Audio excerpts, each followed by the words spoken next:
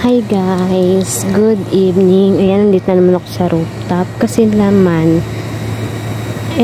wala na naman tubig sa baba. Ayan guys, ayan ang view ng Aspar kapag gabi, diba? Na ilaw-ilaw. Tingnan nyo yung buwan. Ayan ang baba. Buwan yan guys. Ganda. At nandito yung pinipindot-pindot ko na tangke. Ayan guys, kita nyo yan. Ayan.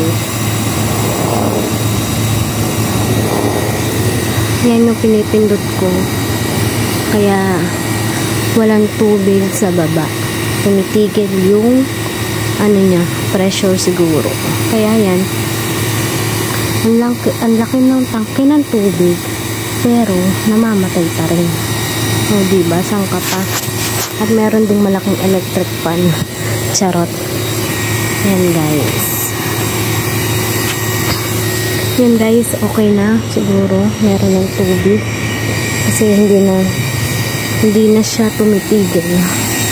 Kasi pinipindot ko lang to.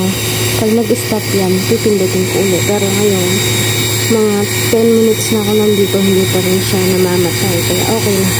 Siguro umakyat ng tubig. Ayun, namatay guys. So, diba nag-stop? Pindutin ulit natin. Oops. Check ko ulit guys kasi bigla siya namatay. Dapat hindi yan mamamatay. Check ko ulit sa baba. Diyan na muna kayo guys. Ay, ng buhay ng Inday. Hindi lang paglilinis, pagluluto, 'di ba?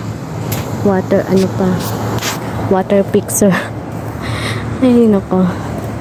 Buhay nga naman. Salamat guys. I hope you like this. Di ko alam kung meron kayo natutunan, but thank you for watching. Ayan. Ito na lang, bumawi na lang kayo sa view.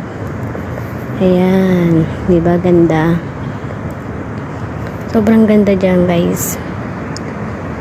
Yan lang yung view na sobrang ganda na makikita mo dito sa malapit sa bahay namin.